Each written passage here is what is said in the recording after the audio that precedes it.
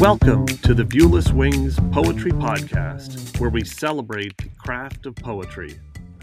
Each week we feature interviews with incredible poets and artists, including Olivia Gatwood and A.E. Stallings, and original poetry read by the authors. I'm your host, James Moorhead, Poet Laureate of Dublin, California, and author of Canvas and Portraits of Red and Gray. On this week's episode of the Viewless Wings Poetry Podcast, we feature finalists and honorable mention poets from the recent City of Dublin Splatter Festival Poets Take the Mic celebration of poetry in the San Francisco Bay Area. This episode features performances from 11 wonderful poets. Our first poet is Cara Sennott. Cara has degrees from both Hofstra University and Columbia University Teachers College. Her poetry has been featured in Into the Void, Words and Whispers, Light Journal, and Tramp Set Mag, among others. Cara is excited and humbled to share her work with the world. She can be found on Instagram at CSPoet. Words.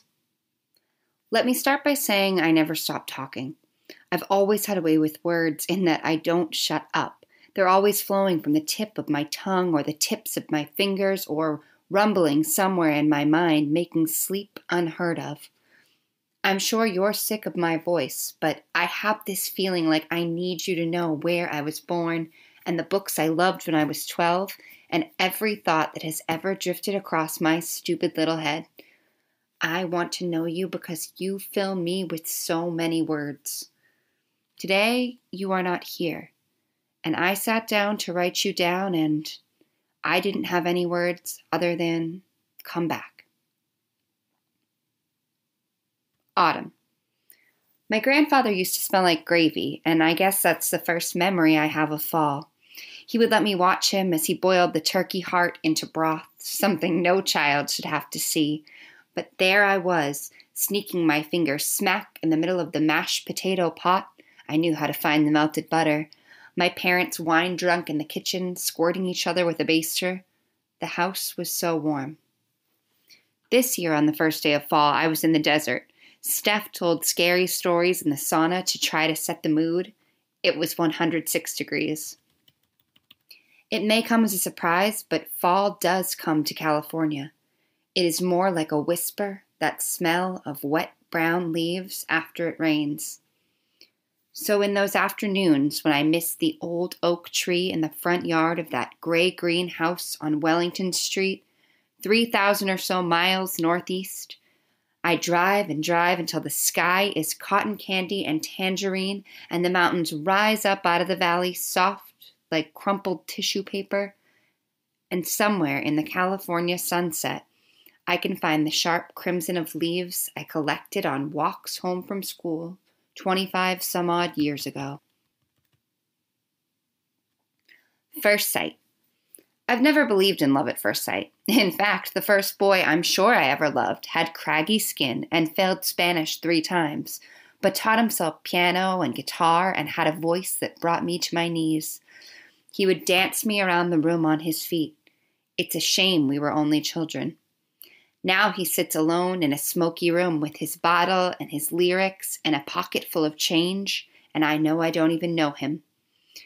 I once thought I loved an artist. He would leave behind New England summers for Santa Monica's purple sunsets at the drop of a hat and still make it back before the first leaf turned. But after he ran naked through Central Park, suddenly, nothing left to chase. I last saw him in the back of a Barnes & Noble, blank notebook, black cup of coffee. I once tried to love a writer. His precision with words left me no choice but to challenge his every thought. Back and forth we would spar. No one could keep up with him. Us. On pages we left our perfection, but there's no rest in a battle of wits, so weariness led me to lay my weapon down. Enter you. You sing, if you can call it singing, off key at the top of your lungs. Can't appreciate beauty beyond the local bar, don't have a way with words unless they're curses. And still, 2 years on, I'm not quite sure what you are to me yet, but I find it impossible to forget the shirt you were wearing the first time I saw you. Do you know me? It's just the strangest thing. I've seen your face somewhere, and I think I might know you. Maybe I was sleepwalking the night we met, or maybe I have been ever since, but I was only sitting next to you, and it felt like we were touching. Or maybe we were touching, and it wasn't quite enough, but I knew you, and I've known you, and maybe it's all happened before. An early evening dream, a past life love affair. But we aren't lovers, and I guess we never were, but I swear my fingers know and maybe even remember the feel of each imperfect line on your face, body, and it makes no sense, but you are never and always mine, and I think I might know you. Do you know me at all? I hope you. I hope you like dark red wine and the cranberry-flavored La Croix and the second-to-last French fry. I hope you like comedy clubs and the hike to the Hollywood sign and the board game Clue. I hope you like lame indie bands and the sound of a cocktail being shaken and the occasional musical. I hope you like waves and the sea glass washed up on the sand and the last light of day. I hope you like poetry and the New York Times crossword and the ending line of Great Gatsby. I hope you like silence and the side of the bed I don't sleep on, and the space between words. I hope you hate alarm clocks, and the smell of gasoline, and the time it took me to find you. Kate McCarroll Moore served as the Poet Laureate for the city of San Ramon, California, for 3 consecutive terms between 2012 and 2018.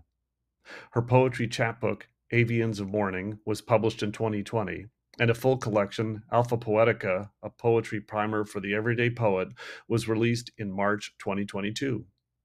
Kate is also the author of 2 novels for children, Eleanormal and New Girl, The Further Adventures of Eleanormal. Before retiring from public education, she served as the Director of Curriculum and Instruction in the San Ramon Valley Unified School District. She currently teaches online writing courses and is a family literacy coach for the Christy Yamaguchi's Always Dream, a nonprofit organization that connects low-income families with access to high-quality books. Kate holds a doctorate in educational leadership for social justice from CSUEB, and she continues to promote poetry as a tool of transformation and healing. I'm Kate McCarroll Moore.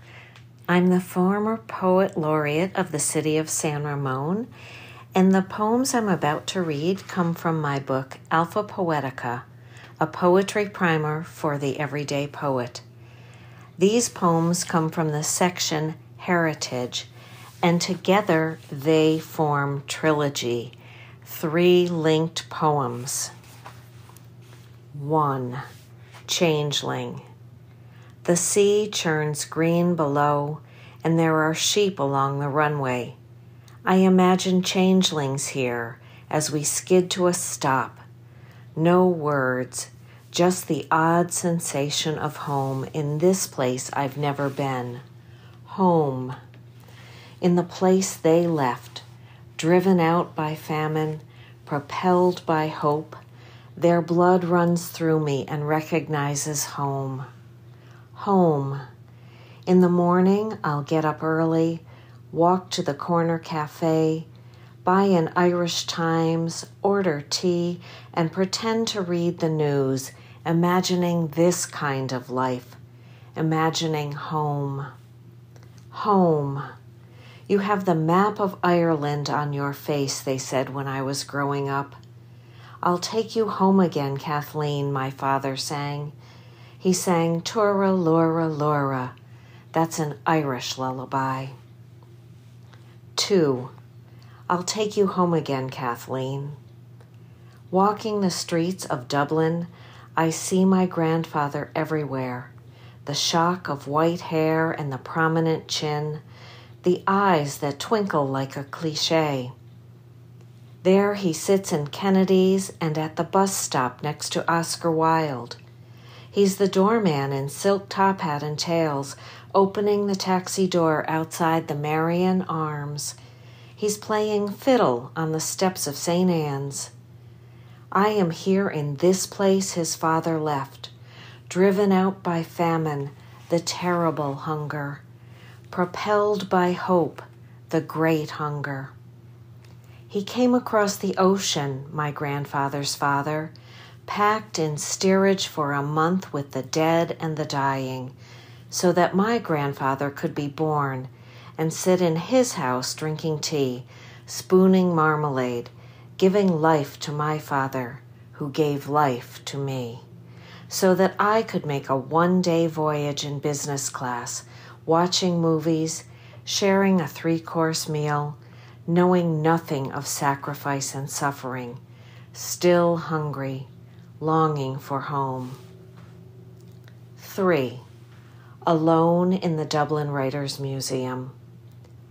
Outside, a steady rain pounds on leaded windows in haunted Parnell Square, awakening the ghosts of Behan, Beckett, Swift, and Wilde. I wander hallways in fading light, a specter moving slowly across splintered floors, opening doors that creak and moan, revealing rare and ancient manuscripts gathering dust in dusty rooms, a trove of leathered, weathered artifacts left open and untouched. Silenced voices now released whirl from floor to ceiling. Dracula and sweet Molly Malone, alive, alive, oh, once again, swirling, rattling, crying out, the center cannot hold just me and all these ghosts. Marie-Anne Poudret is a connector. French-born, she has moved 23 times throughout her life, living in Africa, France, and England before settling in the Bay Area in 2005 with her husband and 3 children. Marie-Anne was a French major at the University of Dijon in Burgundy, France. Currently in Dublin, California, she writes poems, plays, and a sci-fi novel. She also gives online French lessons. True or not true? That is the question. Whether it is better on our script to suffer the darts and bullets of the whiteness around us, or to take a dive into a cloud of troubles, and by blending, hide them, to ignore, to skip, no quant. And by a skip to say that we remove the color and the 1,000 natural hues that flesh his heritage. 'Tis a deceit, clearly not to be missed. To ignore, to skip, perchance to steal. Aye, there's a rub. For in that skip or theft, what fame may come when we have published our manuscript must give us pause. There's the respect that shows the authenticity of true writers. For who would bear the whips and scorns of rejections, the reader's tongue, the critic's contumely, the pang of despised advocacy, the law's delay, the insolence of celebs, and the spurns that patient merit of the publisher takes, when she herself might shoot to fame with a mere copy? Who would fathers bear to write with truth in mind, but that the dread of something after theft, the thought of outraged people from whose stolen treasures no pride will come, freezes our quell, and makes us rather bear those heels we have than steal colours we know not of. Thus, conscience does make heroes of us all, and thus the pale hue of depredation is sickled o'er with the dark cast of thought, that the fate of fraud writers with great ledgers in the black is for their glory to fade away and tarnish their name as authors. Hope. Back from a land where poppies grow purple. Back from that place where wars are never won. The soldier walks home when her eyes stumble over small flowers redder than the sun. Like friends from her past cheering her return, fragile poppies lift their heads one by one. Her hands reaches out to touch a blossom, but drops as it brushes against a gun. Frail and glorious, the cups won't bow down to the power of powder and weapon. Thou, the soldier, stands erect and forlorn, brimming. They lift up hope in her hometown. All is not lost. Take our seeds for you to sow. Heal and write your war till your red poppies grow. 13 stripes. Your little horse to call me this morning to tell your story, Zebra. Zebra in pajamas. Tell me about the savannas. Zebra, zebra running fast down the grassy vale's dead ends. What amoral beast or man has spooked your peaceful herd of friends? Sleepy leopards, perching aloft, opened their eyes, but missed your rump. Whiskers over clothes, they fell soft, snarling at the speeding chump. What amoral beast or man has spooked your peaceful herd of friends? Zebra, zebra stopping at last to graze around the vale's dead ends. Feline lions stalking their prey, hiding under the canopy, headwind blowing their scent away, draw close. And you grey slab happy? Fancy, trendy in savannah, zebra? Zebra, you silly horse. Aren't you a little too hoarse to tell stories in pajamas? Snap! A twig breaks. Fuzzy ears twitched. 2 swift lionesses pounced on your black stripes. Missed by an inch. Fast, you saved your skin this once. My cunning horse, who pranced, of course, zebra, zebra in pajamas, fastest reflex in savannas. Survival was your thriving force. Stung by horseflies, the wildebeest reeled away from the waterhole. Your stripes were your shield at nightfall. Bite-free, you always drank in peace. Zebra, zebra in pajamas? You lucky horse, oh, you pranced, of course. Fancy, trendy in savannas. Wild man's style, no silk, all coarse. Are there more black in your white stripes, or are there more white stripes than black? Striking smart horse dressed in pinstripes, smooth, you blur the lines of leaves and bark. Bleached and tall, the grass blades hid you. Jeeps and men with guns roamed near, stood still as their dangerous crew killed. The zebra disappeared. Zebra, zebra, you lonely horse behind zoo bars. You cry, of course. Zebra, zebra, you miss the plains where warm winds brush black and white mane. Ida Marie Beck is a scientist with a poet's heart. A native of Denmark, trained in quantum chemistry, she lives in the San Francisco Bay Area. Her poetry has recently appeared in the California Quarterly and Halfway Down the Stairs. Istanbul Haibon. Inside the deathless domes of Hagia Sophia lives a little cat. Softness against stone. Outside we lunch on bagel-like simmets with sesame seeds and salep-thickened ice cream that holds its shape while melting.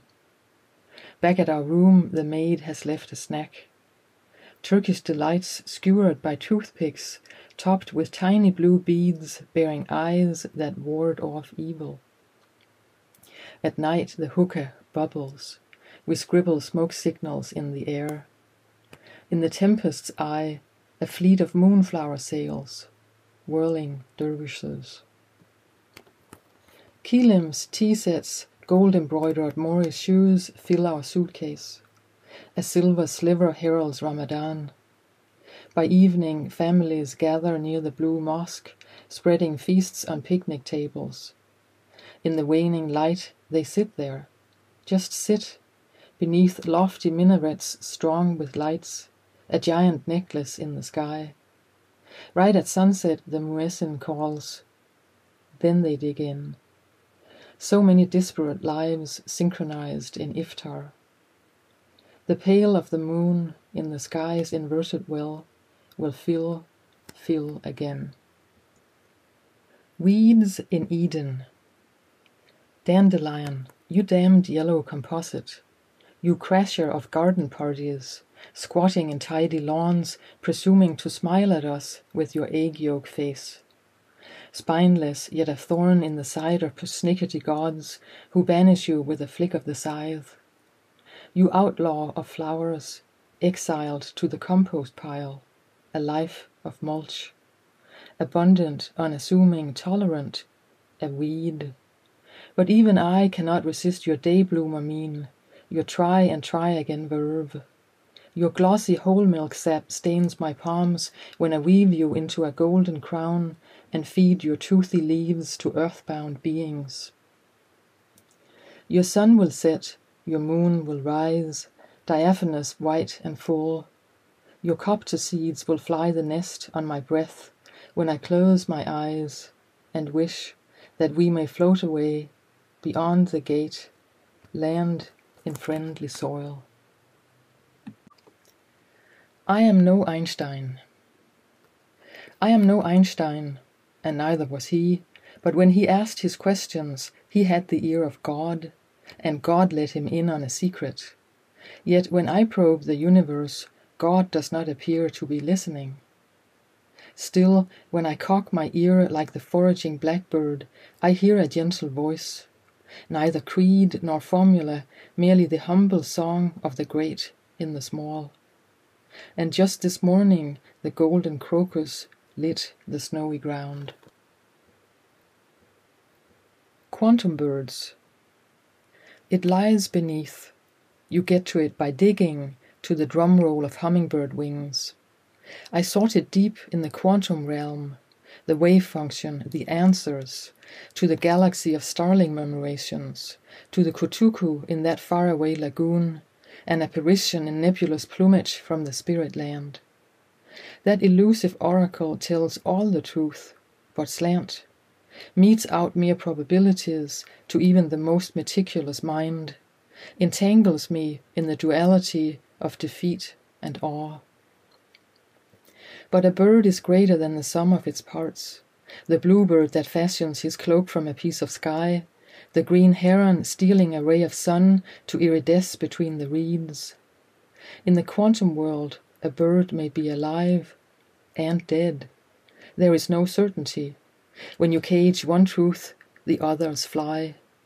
Still, the sandhill cranes will alight on the river basin and start to dance. Tho Nguyen is a Vietnamese-American writer and a rising senior in the Bay Area.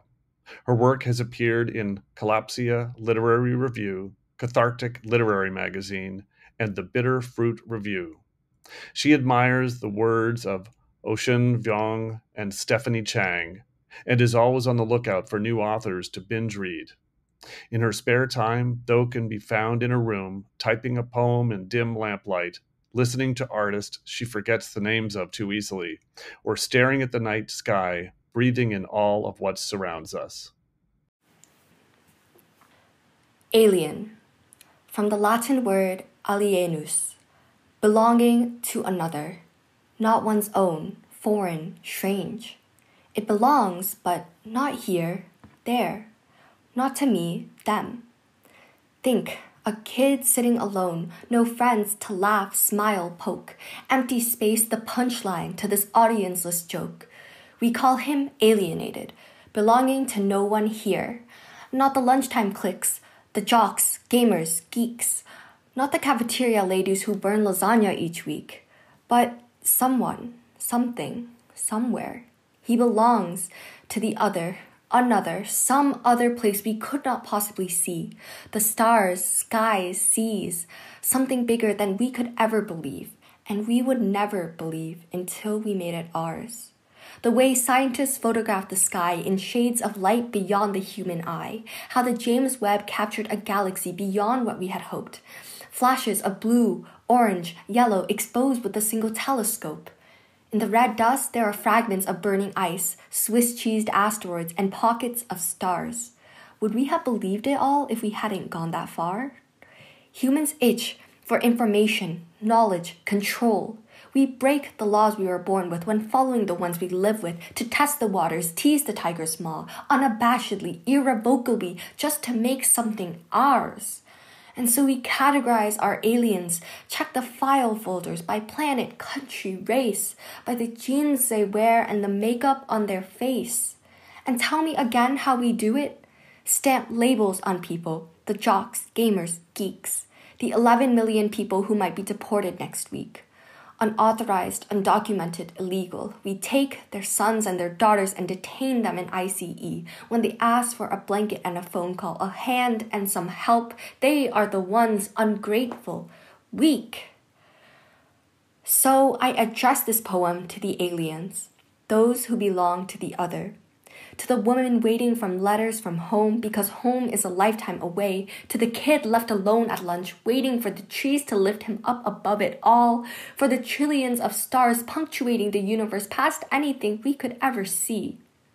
Break yourself down into atoms, untouchable, round, past countries and continents, borders and bounds. All you ever really belong to is yourself. And now I will be reading Over and Over and Over. Again, we are the last ones reaching for this cotton candy sky. Pinks and blues, sweet and soft like taffy on our tongues. We watch the colors bloom and flower, the warmth of a mother's arms, and for now we are sacred, untouchable. We watch the world from a world away, Earth a newborn playing with its trees and clouds and rivers, waves of red and yellow on the soft purple sand, flowers, stars of orange and white. And we wait in reverence for these things to extinguish, the colors to cool and harden, the last dark robbing this land of light. And in the meantime, life unfolds memories, nesting dolls, one after the other after the other. A summer of treehouses and trampolines, thumb splinters and tie-dye, hula hoops iridescent as we learned how to birth our own orbits. A year of football games and fundraisers, pigskin and pep rallies chalked in purple and gold, all the shouting and screaming and cheering teaching us to live without fearing our shadows. And today, the last day on earth, teaching us we can be anything. Our arms, a pair of ampersands, no ending or beginning in sight, only this long waiting and the promise that you'll meet me in the middle.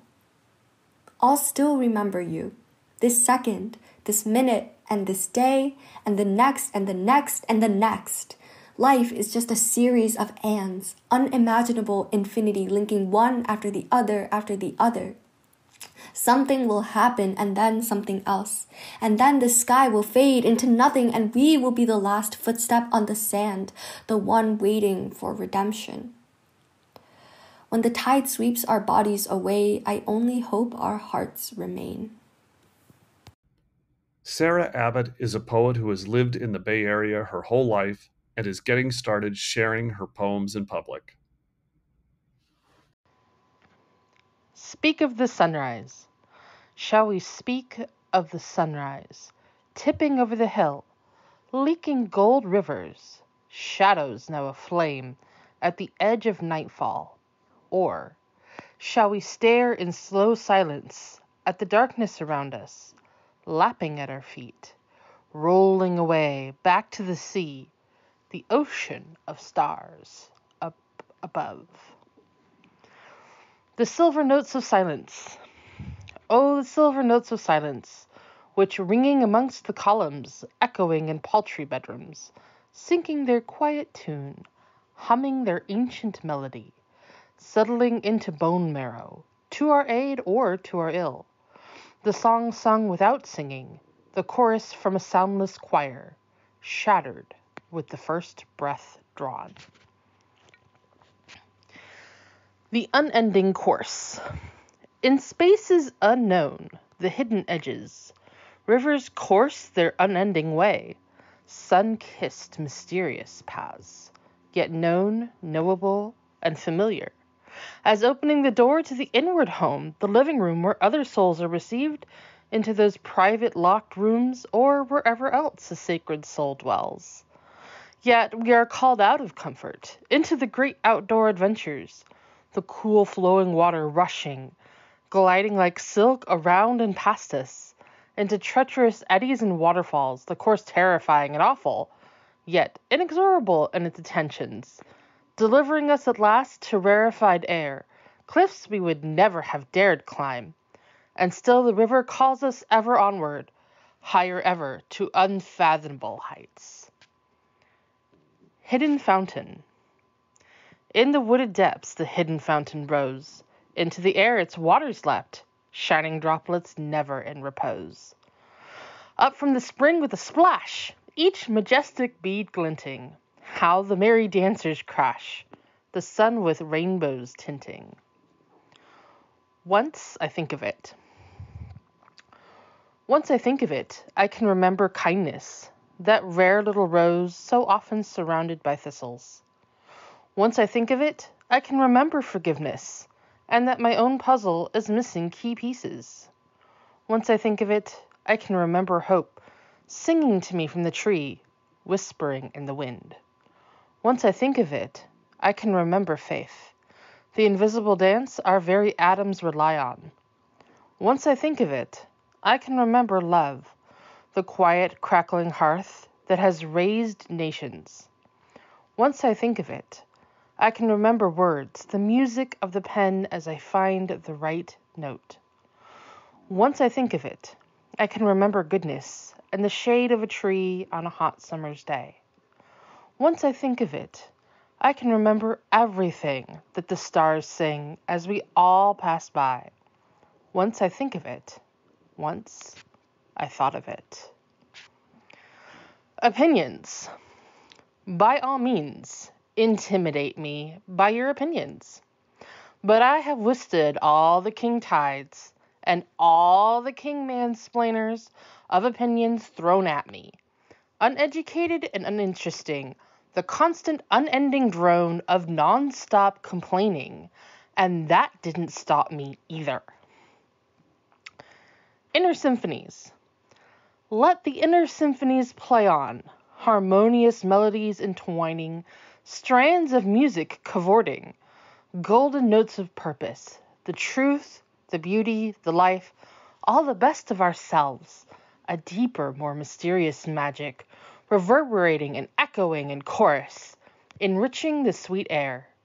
Let us seek to act in concert, the joyful choir's flag unfurled. Play every quaver and rest, to the full host of humanity or to the audience of yourself. The life stage its natural habitat, for every living note's worth. And the last one. When the hour comes, I will burn through my tissue skin, like the inferno of the hills rips apart forests and fields. When the hour comes, I will be a living calm, an ancient sea turtle basking on his rock.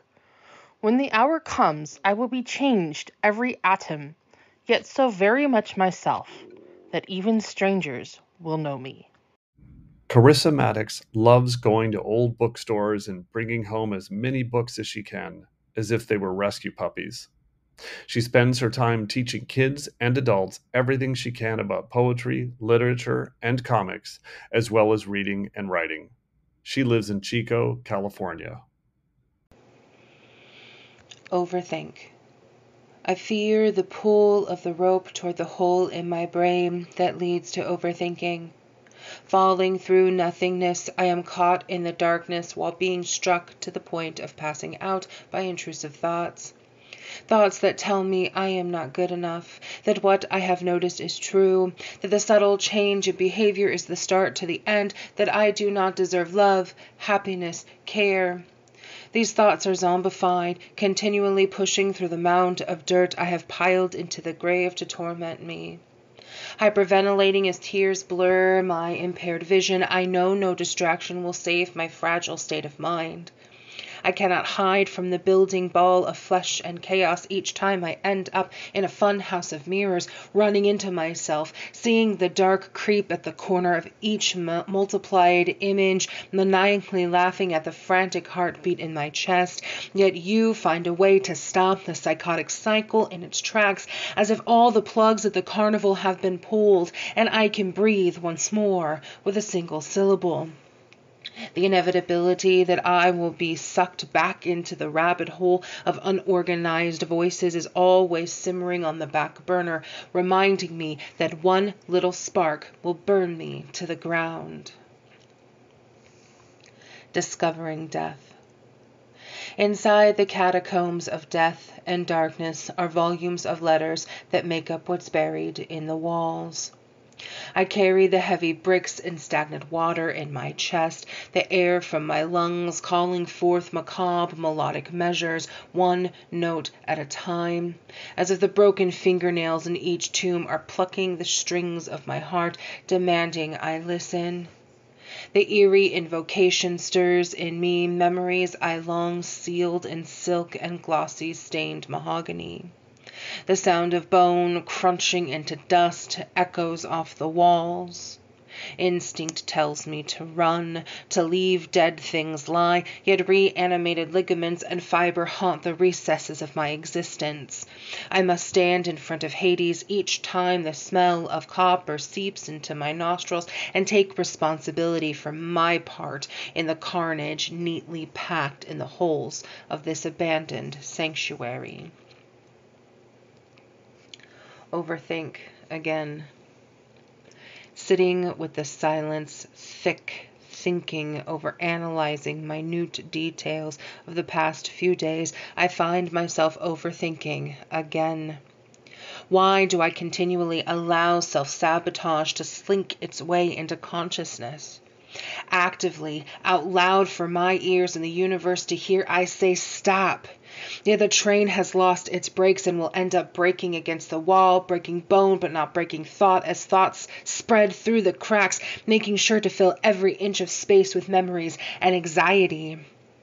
How many times must I mismanage the multitude of tracks for the delicate synapses in my brain and allow them to spark out of control and flood my body with emergency messages that send me into overdrive?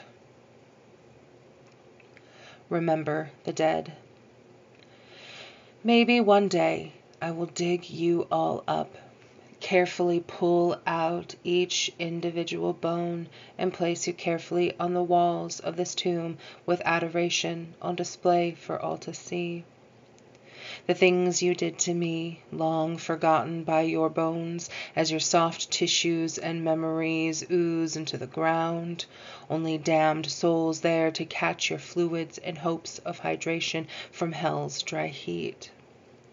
The hands plastering you in place remember your swiftness, your cutting words, the atrocities you brought on them. This macabre mosaic, a symbol to my future self that dead men cannot conquer the healed flesh and muscle of the living they left for maggots and beetles. Your name will be discarded with the broken wood and soiled satin, but your weathered femurs and empty eye sockets will be a reminder that you are nothing but fragile bits of matter and hollow cavities. Rowena is a newer poet and loves to share her work with anyone who's interested to listen.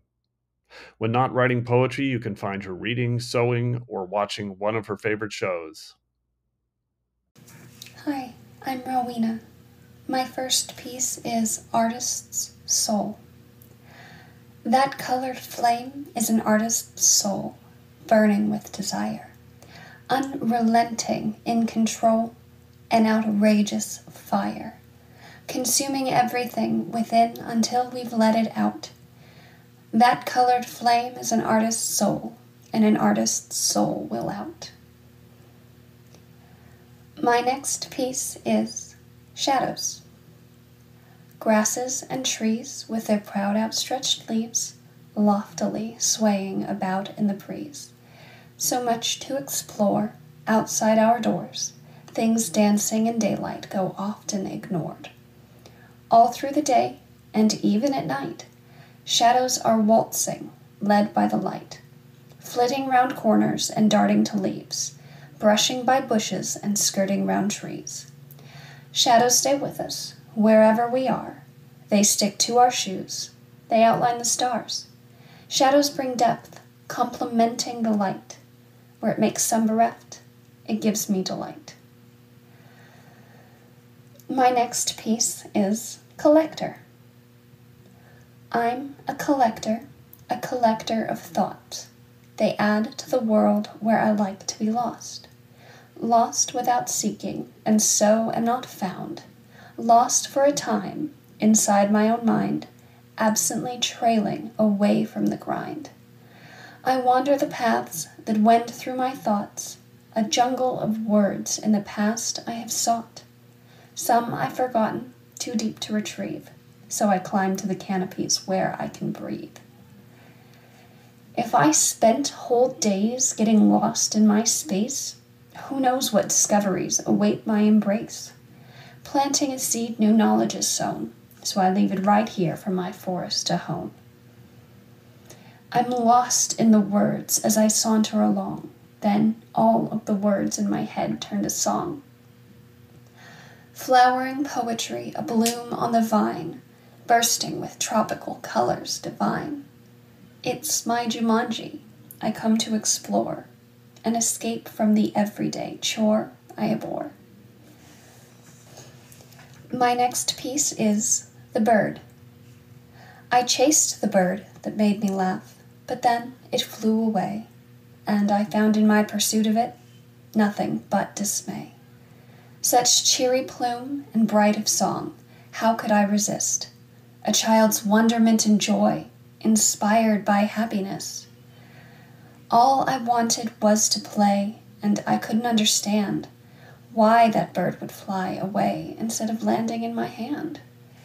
Well, now I sit inside my cloud, silent as the sky, looking for an answer, but getting no reply.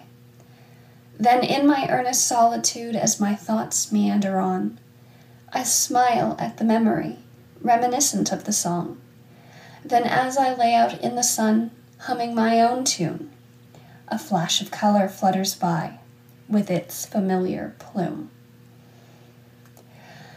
My next piece is Heavy Metal. The heart must be a heavy metal. Why else would it weigh me down so? Heavy limbs, heavy eyes, even small corners fail to rise. The heart must be a heavy metal, something sturdy to hold such precious jewels as love, yet so brittle as to break and let it spill. Still, the heart must be a heavy metal, for I cannot lift it alone. Sitting heavy, beating, yet prone. And finally, well of strength. Have you been to the well of strength? Did you take a drink? It may take a while to find, for it's located on the brink. On the brink of infamy, on the brink of sorrow, on the brink of greatness, or on the brink of tomorrow. All it takes is just a sip to notice something keen. People often feel compelled to fill up their canteen. Trivial though this action be, for a sip can fill a cup. To drink until it's empty is far more than enough. The journey to the well of strength spans for many miles, a complicated path equipped with many trials. Though the many miles it brings makes it worth the journeying, so that when you finally reach the brink, you find a cool, refreshing drink. Thank you. Inge Sorensen is a poet and short story writer based in the San Francisco Bay Area. Her subjects explore themes of loss, mythology, joy, memory, and adventures. Her pieces have been featured in the Viewless Wings Poetry Podcast, the Humans of the World blog, and the Poet's Choice Autumn Anthology. Accolade to nameless station. Air from terror rising, quivering in the mounds. Rocks rumble beneath earth and one's feet. Wind blares down on all of us. Nature plays tambourines, touching each of our ears. Terrain Mother drums her hands down on the planet's crust. Man-made iron rails roll their human cargo through scenic landscapes. Men, in their fibbing imaginations, believe that they overcome the mountain's rocks and horns. Sights behold, and sights lost in time. A world without flesh arrives with urbanization. Voices born in silence through oppression. Mothers can't pay for milk. Feet thump on the aggregate, pasted over the once fertile ground. Steps on the concrete of our grandparents. Skyscrapers block out the open sky. They lord over the side of homes lost to the next generations. Parks become sinkholes in the modern age. Beats from the boom boxes of youth converting themselves into car radios. Words walk by, but they're unheard by invisible bodies. Gibberish blends in the air. Whispering echoes of past lives, lost within the smog. The sun sets on the densely driven divides. In the clouds, tearing apart the fabric in the sky, a flying sea urchin arrived. Icicles budded above every tree. Whirling sugar took an impasto performance, sprinting as do sound waves with embracement woven into their blood, descending from war. The colors of creativity and depression struck earth like splashes of a Jackson Pollock picture. Pink drizzle awoke the spinal cords of giant cats, stretching their backs and claws. They ran into the last corner of the ocean's azar. Leaves on the redwoods, pines, and oaks bowed their crowns to the sight. Ascending in the heavens, the eldest meat of Egypt swerved over the mountaintops, beaming across in swells. Suddenly, the world remembered a long-forgotten secret. Re was among the planet's most beautiful names. Neighboring birds took flight over every body of water. The faster they traveled, the more they defied death. The sun sought every lotus it could see in the day, linking them together with unspoken vows. In the ripples of an rising shower, each bead stole mind and eyes. Smoke and clouds, water, wind, oxygen, height, come and meet every fortnight, arriving at dawn, de-escalating towers in the eve. For who do the clouds speak to? Do they shake hands when the male eagles rip through their wet flesh? Is turbulence their tight and hyperactive handshake? Are they smiling at kids who believe they hold pillow feathers and cotton candy? Do they show favoritism for those who pray? Below them, a eucalyptus tree sings foreshadowing songs of death. A fire rages across the shriveled and decayed. What is left of the air that strangles us on the ground? Is smoke a chokehold when it finally touches the clouds? Crossing pathways, do they stay a mess in the making? Reminiscent of champagne laced with beer, I imagine that they were once friends, evoking the faraway companion who visits once a year. Now smoke is estranged, every step is a trespass. Time gives the clouds wisdom. They act upon their age. Is jealousy what brings the intruding smoke? The clouds create imagination, inspiration, and appreciation for winter. Smoke is furious. Flames master ceremonies, taking aim at the respiratory unblessed.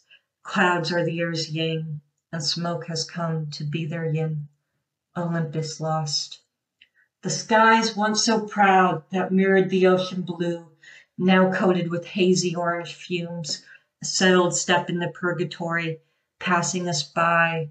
Apollo's chariot has flown. Ashes bop beneath the unforgiving ambience.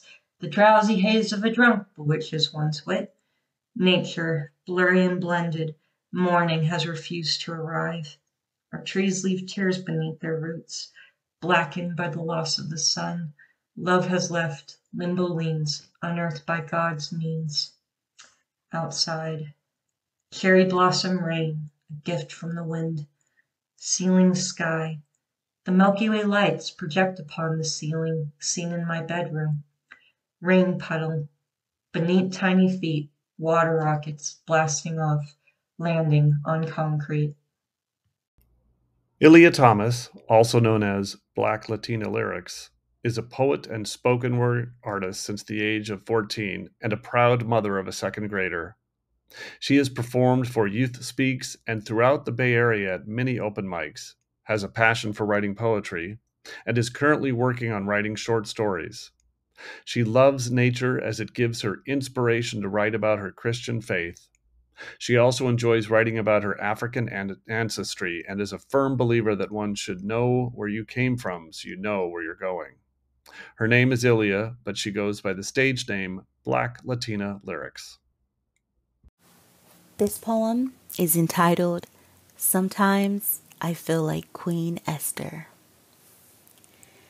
Sometimes I feel like Eve, so naive, having been tricked by a serpent of a man. I hid my shame behind a bush, behind food, and being treated like dust in a dustpan. Is this demise well deserved? Will we ever break free from this curse? For dust we are, and dust we shall return. How I long for greener pastures and a time when we spoke to Mother Earth. Sometimes I feel like Hagar, a woman with child in a destitute land, stuck between wanting to see my child live but not knowing how I can or if the seed will even succeed. So I sat by shaded trees in spring water. I cried tears like a motherless daughter far away from home. When all of a sudden an angel spoke and said, "The Almighty has heard your affliction. For out of this womb you will birth one, and from that seed a legacy of many." Sometimes I feel like Queen Esther, for I was born for such a time like this. A woman of beauty, not used to seduce, finesse, or belittle a man's masculinity, but to remove the veil from his drunken eyes. To speak against the evils of the enemy, to rise a people trodden down by captivity. So I decree a fast, to rid the body of fear, for a hedge of protection will draw near. For wearing the crown of courage is my career. Sometimes I feel like the Shulamite maiden.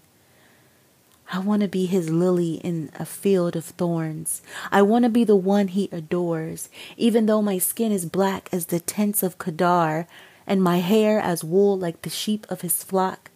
He smiles at how my skin looks sun-kissed during the day. My love, my heart, between two gazelles do you lay your head in between. I am your lover, your garden of drip nectar. My scent guides you to secret gardens of fountains flowing streams of cinnamon water. May I always be desired by my groom, my lifelong partner. Sometimes I feel like her. I feel like him. I feel like them. Sometimes, just sometimes, I am the hidden verse of the scripture. Sometimes I cry in pain and anguish from being an empath.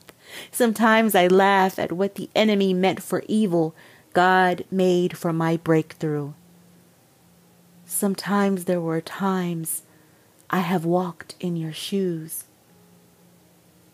For I am me. And sometimes I have felt like you. Sterling Nguyen is a student of African proverbs and Japanese philosophy with a heart for love poetry. He writes in an attempt to understand what love truly is. Symposium. Upon seeing my reflection in the glass wall after she broke my heart. Statistically speaking, we'll end up with the wrong person, isn't it? Men is impulsive to choosing. Women is impulsive to return. Opportunities come once or twice, or come at the wrong time. Meanwhile, all of this evolution keeping us apart. So why should any of us even try? Then I realized, oh no. I realize. I'm not single. I'm in love with myself. You put me in the friend zone? Worst mistake of your life. I love it there. I'm thinking of moving there one day. Why? Because true love is friendship set on fire. Thank God you didn't choose me, or I would be one of your bad choices. So let what I'm about to say be a message in the bottle for the girl who's out there, somewhere, actually looking for me right now. In Greek myth, a soulmate is half man, half woman, separated at birth, cursed to spend their lives looking for each other. I found my best parents, I found my best friends, I found my best career, and I found my best artists. They do exist, so I know you do too. There you are. Run away with me, out of the forest of the past. I'm not very handsome, or rich, or have a 6 abs. All I have is a stable job and this heart. I cannot buy you diamonds, but I can turn you into songs. So let me be your amazing broke boyfriend. I see In and Out on a bench in a park with you. I see lavender fields to dark caverns on a weekend with you. Who said anything about money? If I only ever learned one thing from love, it would be, it doesn't take a lot to make someone feel special. Next thing we know, we will have seen each other's faces for 3,650 days straight. The world will run out of things for us to do, and nothing about our past is new anymore. Then, I have no other choice. I'll kill this love. So when the teenagers tell your story by the bonfire, your name will always end with mine. Okay. Hear me out. Babe, where you going? Babe, hey. I promise, I'll love you for at least 25 years, even when the honeymoon has waned or the butterflies had died. But I don't like those metaphors. Our love will be a piece of metal, for our bond is stronger than time can break, and metal is strongest when it has settled. That's why they call it a silver anniversary. Anyway, I'm getting ahead of myself. We're still a long way from true love, and all good things have to be built. So, lady, wherever you are right now, I really need you to pick up the pace. This series can use a female lead. Baby, when you find this message out on a lonely night after a bad day, just know I'm your man.